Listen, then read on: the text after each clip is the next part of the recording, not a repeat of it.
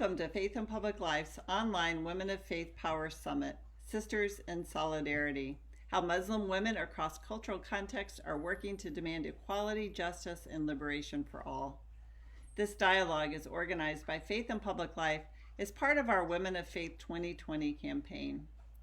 Faith and Public Life is a nationwide network of 50,000 faith leaders united for justice.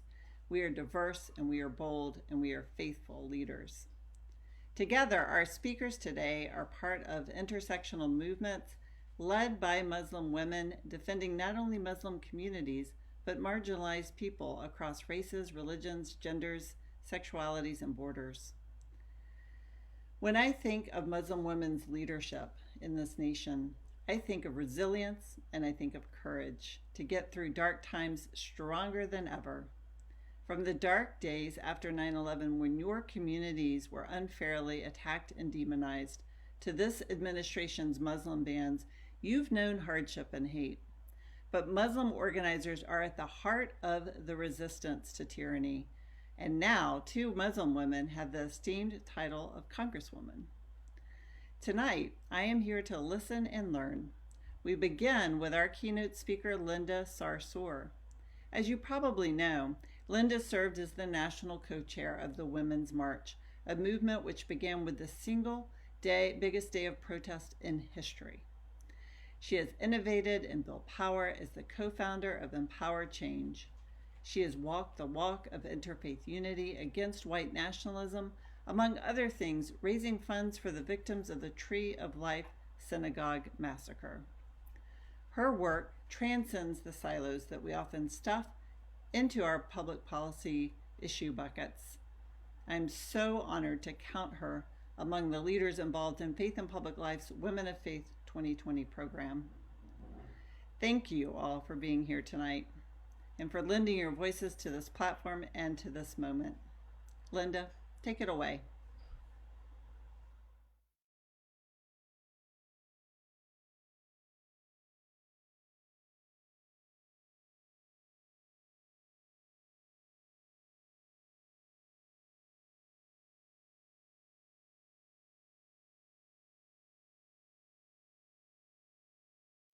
I apologize. I thought Linda was coming on first. Thank you so much for having us. And I'd like to welcome this panel. My name is Amina Barhoumi.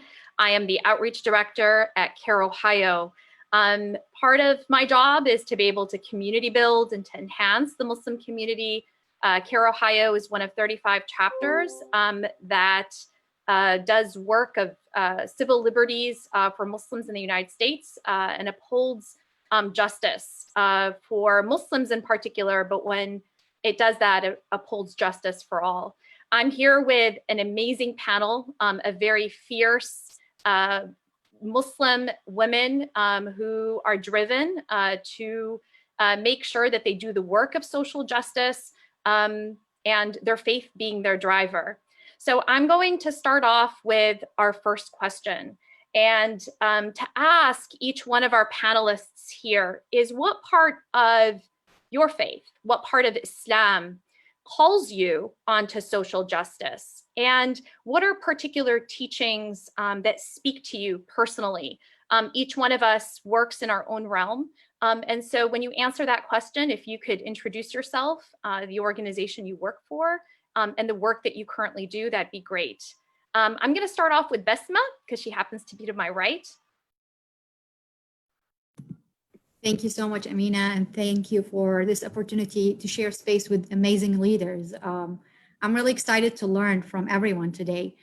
Yeah, my name is Besma Alawi. I am a former refugee who turned to be a refugee advocate. I work with the Florida Immigrant Coalition. We are part of the We Are All America National Campaign. We started working and lifting the refugee voices 3 years ago because of the current administration going against refugees. As we know, refugees are human who are forced to leave home, and some are forced to leave home because of the United States foreign policy, which is, I was one of them. My home is Baghdad, Iraq, and I came to the United States in 2010. Growing up, hearing and listening to the story of prophecy from my dad, reading the Quran, and understanding that if not all our prophets were either migrants or refugees one time in their life, starting from Adam, Abraham, to Moses, and Adam was the father of humanity, migrated from heaven to earth. The tradition of Islam considers all human beings as immigrants. So therefore, we do consider our fatherland of humanity is heaven, and while the earth is a place for temporary relocation, this view seems to be dominant, the saying of Prophet as well. He links himself to a traveler who stays for a short time to rest under the shade of a tree and then continue on his journey. Prophet Muhammad, one of my heroes, and his story since I was a kid really is resonate with me. There are many stories in Islam about migration and refuge, and we can talk about that further. But definitely what drives me, it's migration is a right for every human. And at the same time, this is my own story, who I never believed that I will become one of over 70 million refugees worldwide now. So if Rabia, if you can go next. Hello, salam. Good evening to everybody. My name is Rabia Chaudhry. I'm an attorney. I have spent most of my career practicing civil rights and immigration law, with the bulk of the focus of my work on refugee and asylee cases. I then moved into doing some national security work, but for the last 5 or 6 years, I've been focused primarily on criminal justice in the innocence space. So I've worked with different innocence organizations, and I work with a team of lawyers to reinvestigate the claims of those who maintain their innocence and are wrongfully convicted. But really, all of the lines of work that I have had the pleasure and honor of being part of, whether it was immigration, whether it was civil rights, national security, criminal justice, really these all intersect in so many ways. And we see this really, I would say it's become very apparent, especially in the last few years, how all of these issues can intersect, how politically they can be leveraged against one another. And so to me, the work is, it has coalesced together in that way. I've also do a lot of interfaith work. I'm also a writer and author, and I have a number of podcasts. To the question of how, I believe the question is what part of my faith speaks to me. I don't believe there's any part of the faith that does not speak to justice. I mean, in the Quran, the scripture of Muslims, God says to us that you stand for justice, even if it means standing against yourself. It doesn't get any more clear than that. Ours is not a monastic faith. Ours is a faith that requires action. It even requires action in prayer. We don't even sit and pray without movement, so movement is part and parcel of our faith. We have stories that are very similar to stories found in Jewish traditions, that you serve God by serving humanity. When you visit somebody who is sick, or you feed somebody who's hungry, it's like God saying, you're visiting me when I'm sick and I'm hungry. So there's not a part of the faith that does not require action to help heal the world and to leave the world a better place than you found it. So I don't know if there's any other part of that question that I missed, but that's my response to that. I'm sorry if I missed any part of that question. No, you did not. That's everything. Thank you. I appreciate that. Aida, do you want to go next? Absolutely. Thank you, Amina. And thank you everyone for organizing this and inviting me to speak on this amazing panel of women. I am in awe of every one of you here. Thank you for sharing your space with me. Thank you to amazing Linda Sarsour. We appreciate you, sis, as she is currently out there fighting for all of our rights, especially the rights of Breonna Taylor. There's our sis. For your question, I actually recently read an amazing book called The Essence of Islam. And to echo everything that my sisters prior to me said, I absolutely feel the same way, but I would like to read this excerpt from this book, which I think beautifully answers the question of what part of my faith call you to social justice. And like I said, the book is called The Essence of Islam. And it said, if I am asked to summarize the principle of Islam and the essence of Islam in one word, that word would be justice. Islam is synonymous with justice. Justice to the Creator by worshiping Him and obeying His injunctions and mandate. He is justice. Justice to Prophet Muhammad, peace and blessings be upon him, by following him as he represents the authority of God on earth. Justice to oneself by keeping it secure from sinfulness and egotism. Justice to the body by keeping it healthy and free from undue exertion and illness. Justice to the soul by keeping it pure with piety. Justice in the matrimonial sphere. Justice to the parents as they have been instrumental in gifting our existence. Justice to the spouse who shares the burden of raising a family. Justice to the offspring as they are the extensions of our own lives and motivating them to do the right direction in life. Justice to our neighbors by sharing with them in their moments of trial. Justice to the sick by assisting them in restoring their health. Justice to the downright and poor by supplementing their basic human needs. Justice to the motherland by enjoying the fragrance of its soul and loving and promoting its prosperity and by being ready to sacrifice for it.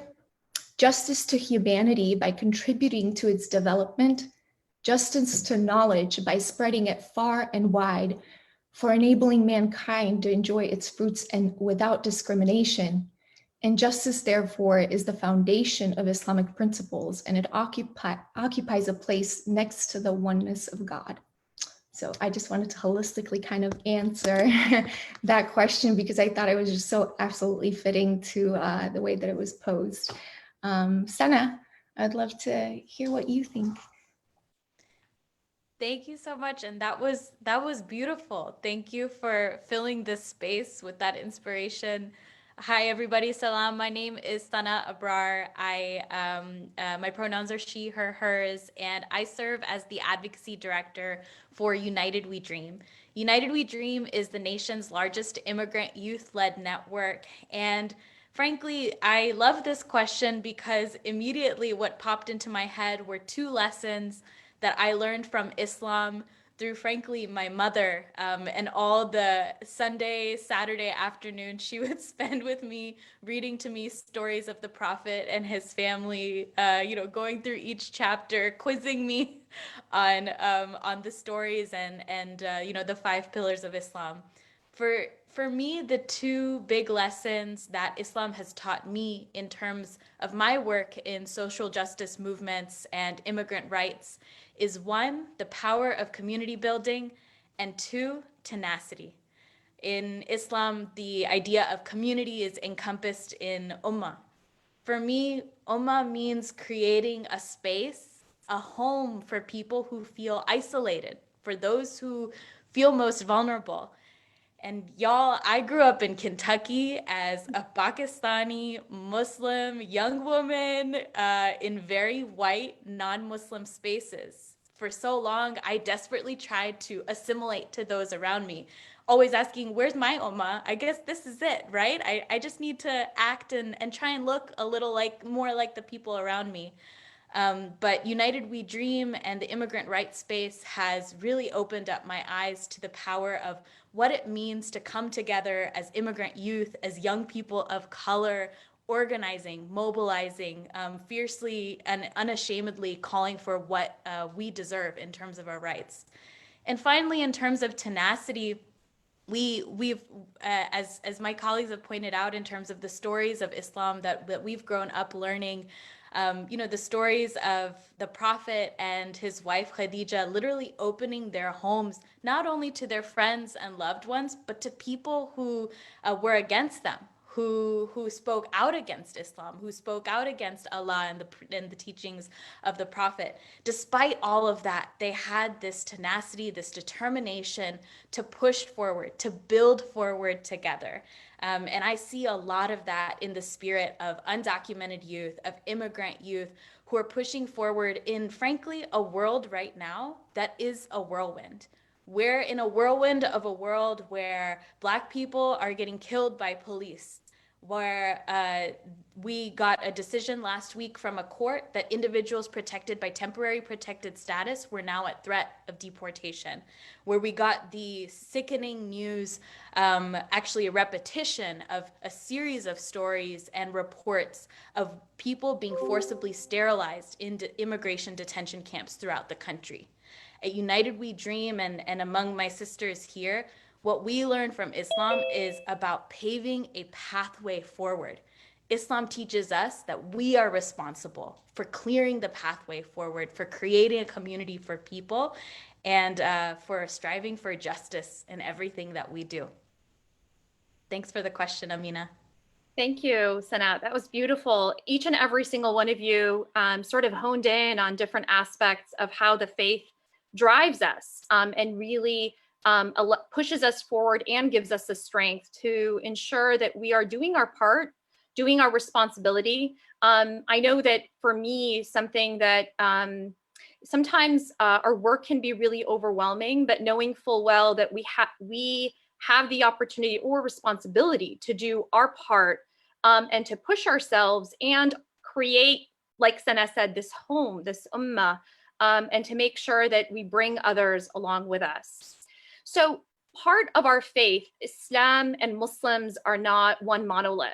We are the most diverse faith, particularly in the United States. And each of us comes with the cultural construct of our faith, or even our own stories. And I know some of you each individually spoke to that, but if you could elaborate in a story or an anecdote, that how does your story, your history, your cultural identity really shape your understanding of social justice, even beyond your Muslim faith? And so if we'll do a round robin. We'll begin with Besma, and if you could hand it over to Rabia, that'd be great. Yeah, I think definitely, Sana, I feel like you have already give us hint to the next question, but definitely what you exactly said.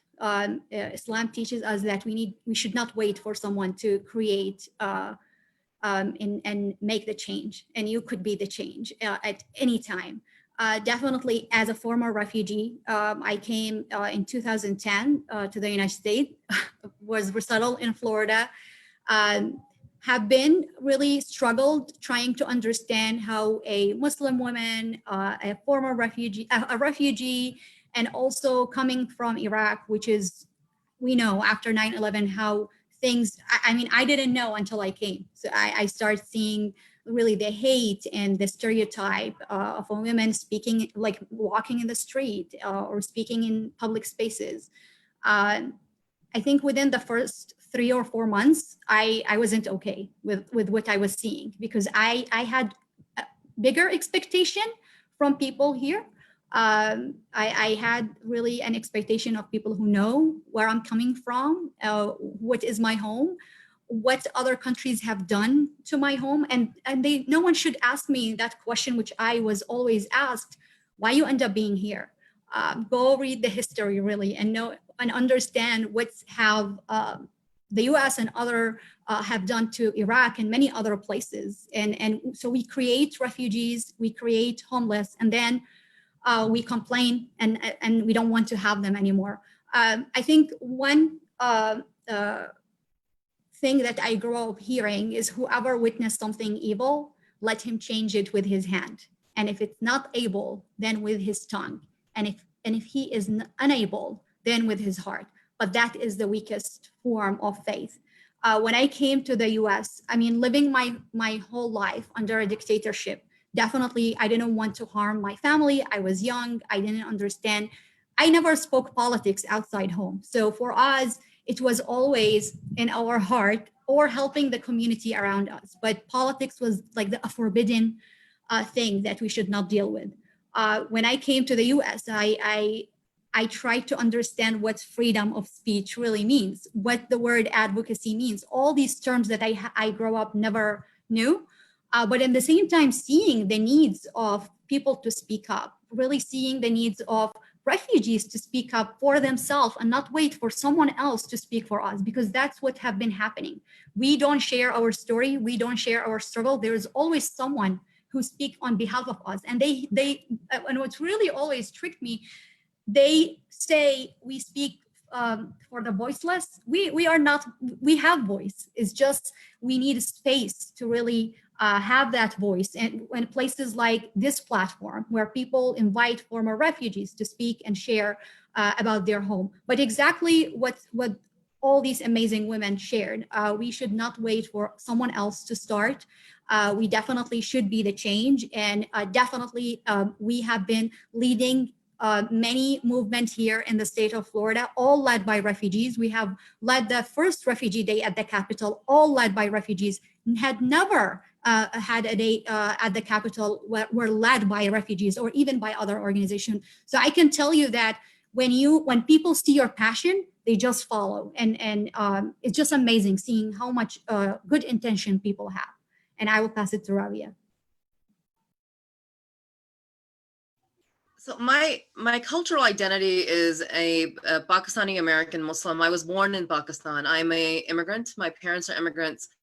And my parents weren't immigrants just to this country. They were immigrants from India when India underwent a partition and two nations emerged out of it, India and Pakistan. A number of things that I've drawn from this personal ethnic history, I suppose. Number one is that, you know, my faith is constant, but my nationality may or may not be. I might be Pakistani today, Indian tomorrow, and American another time, and my husband's Canadian. Who knows where I end up like in 10 years, right?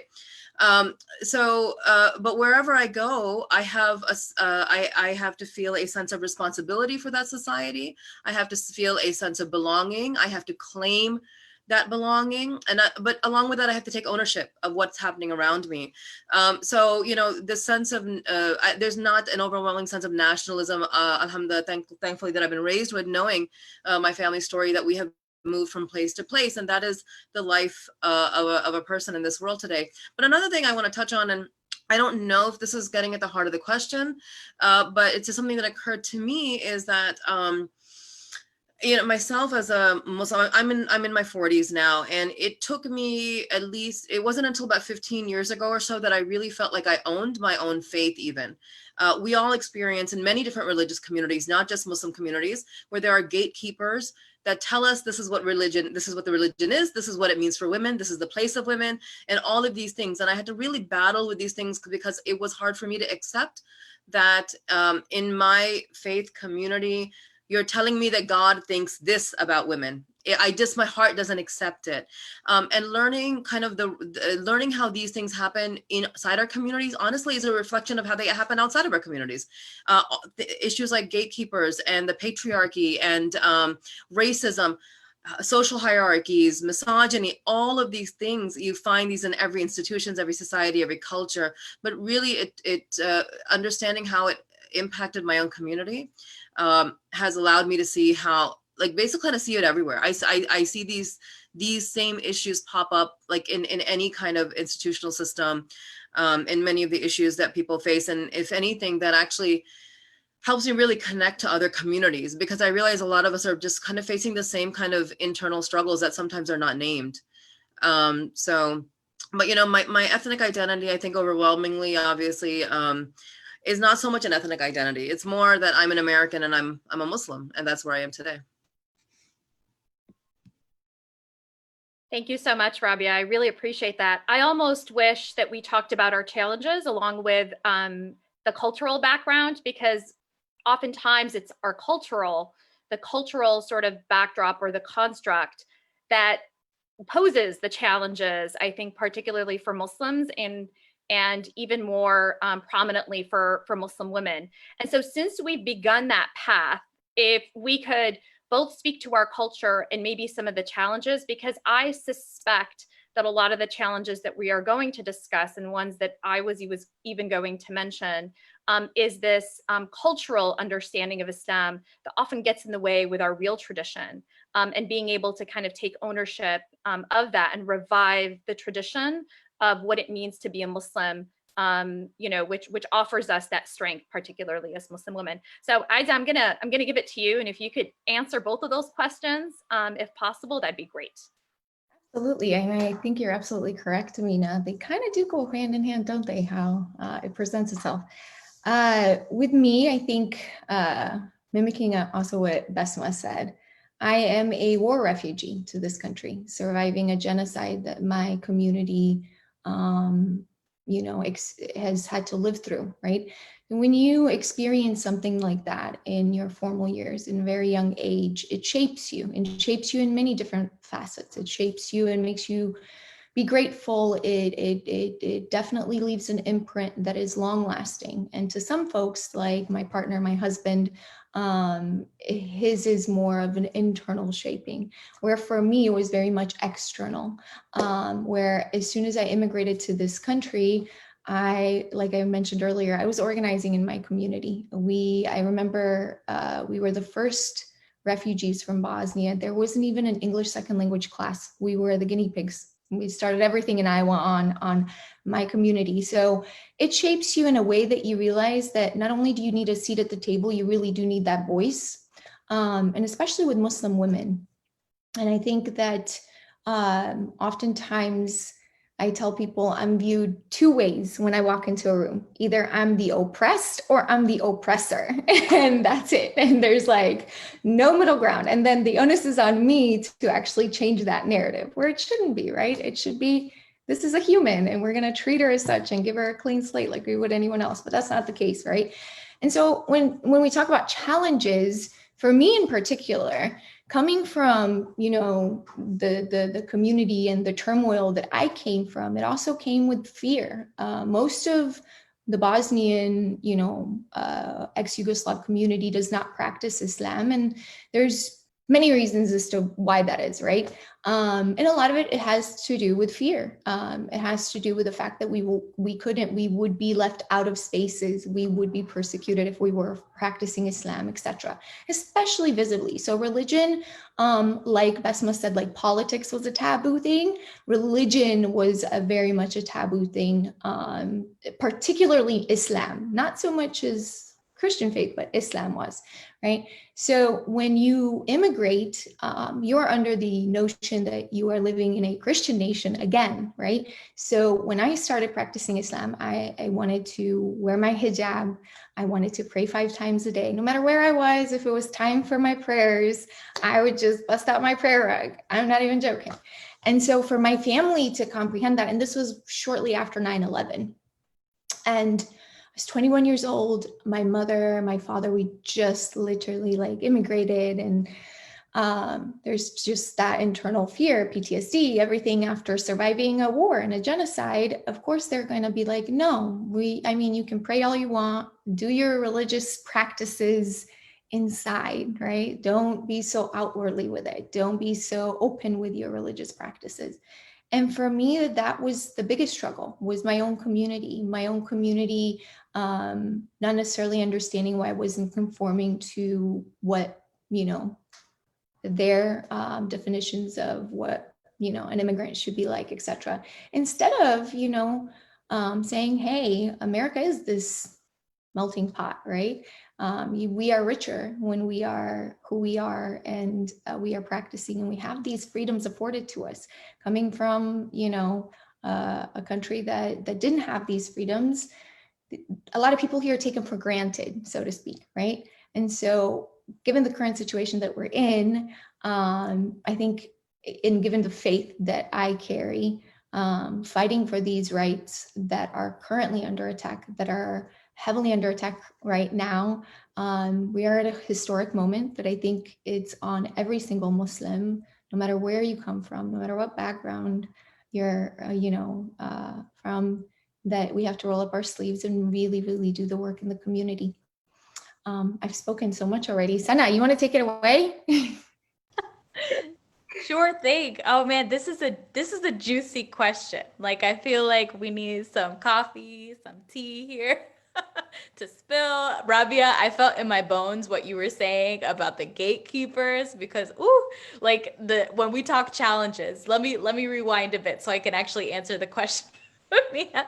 But I was very privileged in my growing up to not only come from a majority women household, me and my sisters, Hera and Rija, shout out if you're watching, and my mom, and then also my dad, who, we would always question, we would always ask him, do you feel bad that you didn't have sons? And he would always say, A1, A plus dad over here saying, no, like 3 daughters, that is the greatest blessing for me. Like no son could capture like the spirit of what you all are for me.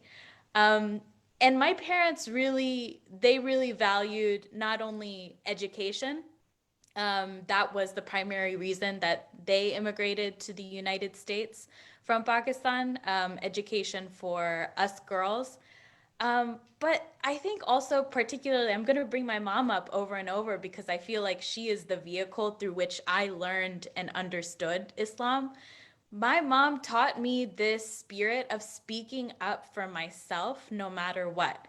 I think we all probably have stories or are familiar with stories of post 9/11 facing forms of hate, even violence, bullying, the like. We've heard it, we've experienced it, and we still do in spaces today. And my mom was the kind of mom who said, don't walk away and don't get angry. Speak up, talk to them, like engage in conversation. And for, someone who is in middle school at the time, the idea of engaging in a conversation was scary. And as I grew up, I thought to myself, what also a ton of pressure on a young girl to speak on behalf of Islam and Muslims everywhere to people who view her through a hateful lens or who are speaking so poorly about her faith or the color of her skin. Now, it's interesting because on challenges as a Pakistani Muslim immigrant woman, I can be this fierce, like badass person in social justice movement spaces talking about all the things that I believe in. But frankly, I will be very transparent here. I still struggle to be that same woman in Muslim spaces, especially in male-dominated Muslim spaces. I mean, I could see it like in our little Zoom call, the head nods here. I mean, it's almost like I become a different person, submissive, quiet, thinking, oh, that was a really anti-trans comment. I should say something. But then telling myself, oh, I don't want to get into it, right? There's the pressure we feel, I think even around family, right? Of let's not get into it, let's not engage. And frankly, I'm starting to open up that Pandora's box and not only just view it as a Pandora's box, but we need to lean in. That's what we're talking about right now, right? At United We Dream, we've been talking to our youth about, who are majority Latinx youth, about having conversations at the dinner table about anti-Blackness in immigrant communities. Like, I feel the responsibility to engage in a conversation about anti-Blackness in Pakistani communities because it is real. How do I talk about like LGBTQ issues with my family, with elders in the community who I've grown up with, hearing like the microaggressions and sometimes the all-out hateful comments, right? Now, I don't have a solution to the challenge other than thinking back to what my mom said back years ago of engage, talk, approach rather than walking away or just getting angry. So kind of a half answer to the question, but I think it's also not a it's not a completed road for me. I'm still moving along it. And I'm still getting the practice. And I think being in spaces like this, where I hear and see women speaking truth to power, that's what helps me continue to navigate that road forward and think about how I can take that back to my own community. Thank you so much, Senna, for that. Extremely heartfelt. And I'm nodding my head, everyone speaking, and I think, like you said, requires a little bit of tea, maybe a visit post-COVID. And I don't think the idea is that we necessarily resolve the issues in conversations, but conversations get us started. And as Muslims, as immigrants, and I know for me, my hyphen is, I don't know, Lebanese Muslim American. There's navigating sort of that context of being a parent or having parents, or the context of the culture within the community that we work in, or the culture of who we are as a Muslim community, even as American Muslims, and what that means. Particularly as immigrants, we find ourselves, or at least the immigrant Muslim story oftentimes feels like it monopolizes Islam, where it is the case, I think, when I identified myself as an American Muslim, the awakening was there were Muslims long before my parents came to this country. And they are predominantly Black Muslims in this country, that this country was built on. And so, you know, being able to understand, and I know Linda is on the ground, that, and you know, inshallah, she'll speak to this, but part of being unapologetically Muslim American is part of sort of reconciling and understanding at how much we need to be able to do our part and bridge the gap of that culture of immigrants from our, I suppose, our parents, or that immigrant culture, along with this concept of what it means to be a Black Muslim, or what it means to be even Black in this country, right? And as a social justice advocate, being able to advocate for that. And so I just wanted to be able to speak to that. And I hope that next time on this panel, we can have some, you know, faithful Black Muslim leaders that I know that we look up to, because that's a part of the narrative. I think that that's missing, but hopefully, you know, we could get to that. What I wanted to speak to, and hopefully we don't have a lot of time, so I'd say I think maybe like 5 minutes. So we're going to do the last two questions together, and I think they fit in quite decently, is to say it is exhausting, to say the least, to be able to work as a social justice advocate, but even on a personal level, to be able to navigate all the expectations, all the challenges, to be able to get work done. What do each of you, and if we can give it like, say, a minute each, what do each of you do to nourish yourself, to be able to make sure that you are have enough energy and power to be able to do that kind of work?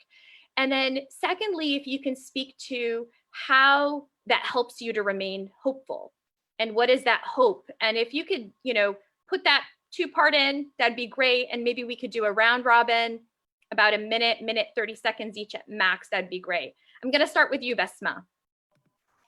Yeah, which is perfect time, because one of the things that I really love hearing during the day is the adhan, which is I have at home, but it just reminds me and truths me really well. So I'm just gonna give it some seconds.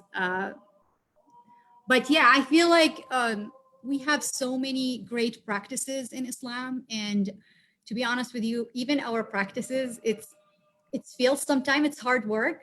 Like considering fasting is just really, it's yes, it's true to you, but it reminds you of the people who are starving and going with no food for days. And I don't know, I mean, every year, that specific month, it does bring me a lot of humbleness. It reminds me of who I am, and I should not really I don't know. It's just a good reminder that we could go hungry all together in the same time, and think about how we could support each other and share in the month of Ramadan. So definitely, we don't just fast in the month of Ramadan. We try to fast the whole year, but that specific month does bring a lot of great, and it roots you even further. And I think the other thing that I really love doing, and Islam asks us to do, is meet people and know people, which is an amazing verse. And I love people. So COVID have really a lot of effect on me, but a verse I have really, I love, and I always share with people, is we have created you all from a male and a female, and made you into nations and tribes so that you may know one another.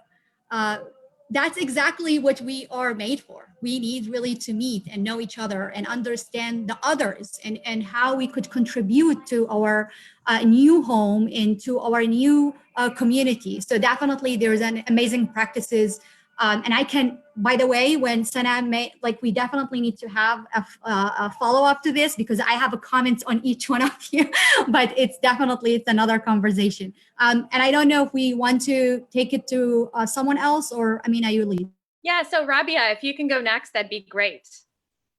Yeah, sure. I think so for me, one of the great pieces of advice that I was given by somebody I consider my spiritual teacher, Ustada, is Dr. Ingrid Mattson, an incredible female Muslim leader, where there is a great dearth. It often feels like one. And she said to me many, many years ago when I was fairly young in my activism, and I was quite burned out and despondent at not seeing success at the efforts that we were, especially after 9/11, we were so involved in. And she said, listen, our job is never to seek success. Our job is to do the work. The results you leave to Allah. The results you leave to Allah. She's like, there are people who will work their entire lifetimes, and the results will not appear for 3 generations, 4 generations. That should, and from the day she told me that, that's the only thing that I have thought about is, and also there's another tradition, it comes in hadith, in a tradition of the Prophet ﷺ, where he says that, we are called to do our work in 2 ways. Do something small and do it with diligence, do it with hasan, do it with excellence. So, I used to be much more spread out in my work. There's so many issues that catch our eye. I learned to limit and focus my attention on the things where I can have the most impact and be consistent in that work. And that to me has been a very healthy practice. In terms of what gives me hope is at the end of the day, Allah is just. Simple as that. There will be justice. This life is just temporary, and Allah watches everything, and there will be justice. And that's what gives me hope, is that we do our best, and the rest is we leave it to Allah. I think, Sister Rabia, you said it so perfectly and eloquently too. Where I find my motivation and what practices I use to stay motivated. This work is hard. This work is exceptionally hard, and especially when you're a parent. So for me to keep my salah, my daily prayers and everything, we have been quarantined in our beautiful homes, and I have 4 children. So making sure that they do their salahs and we do our salahs, we do it as a family. And it's actually been an amazing bonding moment because I've been working 13, 14-hour days. So that has been really a push for me to keep up with my prayers, and also takes 5 minutes away from my desk and center on myself and my relationship with my creator. I think the second part to what Sister Rabia said so eloquently is knowing that justice is with God, knowing that even if we are planting seeds that we may not see fruition of in our lifetimes, that we did our due diligence when the Prophet, peace and blessings be upon him, said, when you see something unjust, change it with your action, with your hand. If you can't do that, speak on it, at least, or make a prayer for the justice. So knowing that justice is ultimately in the hands of God is enough for me. So kick it off to you, Sana, to close us out.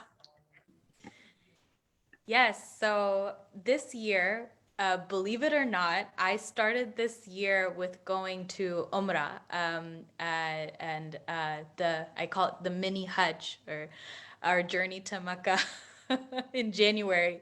Wouldn't you believe 2020 started out with Umrah for me? I turn to my husband all the time and say, what happened? That was eons ago. And something I found at Umrah was a peace, feeling at home. I had to say it one day when we were there of, I've never been around so many Muslims. This is incredible. But also the peace of having a focus on our routines for the day, our rituals for the day, being able to put away that phone and essentially not do any of the advocacy, social justice work. But I actually reframe that now to think I was doing social justice work there. I was healing. I was taking care of myself. We are freedom fighters. We need fuel and energy and love and care for ourselves so we can get right back into it. So for me, a learning was, what did I bring back from Umrah to here, to my daily life? I brought back the limiting the time on devices, of setting up routine work hours, of having meditation and time to myself to do dua for my parents, my in-laws, my family, all of them, and to thank God, frankly, for the fact that I got to do something incredible and for many a once in a lifetime opportunity to go to Mecca and to pray at the Kaaba. So extremely grateful for that opportunity, and that's part of what fuels me every day. Thank you so much, Sana. That was amazing. I really appreciate each of your input. And really, our faith is rooted in spirituality and feeling this sense of alignment, that everything kind of falls in and allows us to be able to focus. And then, most importantly, although exhausting, but being able to do the work is a blessing within itself. And that sometimes we overlook that. But what an impressive panel. MashaAllah, may God bless each and every single one of you and your efforts, and give you the ability to keep going, to do your part, just like Rabia reminded us of that beautiful story and reminder that we do our part, and we keep at it, and we are consistent. And hopefully we have a group of sisterhood, right? Because I think that is a really critical component. Just people, allies, people who cheer us on and champion us, and support us in the work we do, or else it would be extremely challenging, because it does take a village. And so with that, I believe that our time has ended, and we get to listen to the amazing Linda.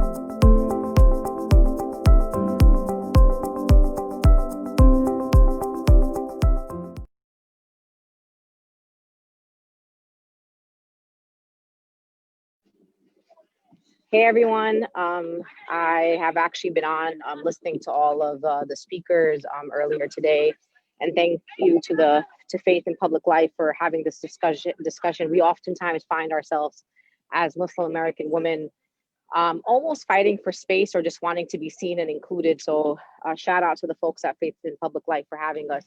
So it probably seems strange that I'm walking in the street right now. I went off the route of a march that's happening right now in Louisville, Kentucky.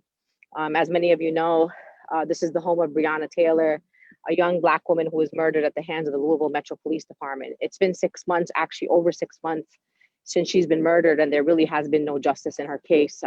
What we do know is that the grand jury the grand jury has kind of convened, and now they're in deliberation. So we could be expecting an announcement, anytime. It could be tonight, tomorrow, the day after that.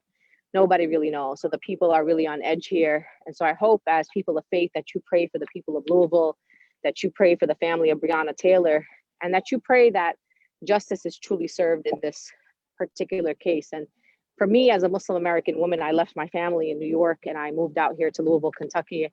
I've been here indefinitely since August 7th, but have been traveling back and forth since May of this year. I broke quarantine actually to come to Louisville, Kentucky.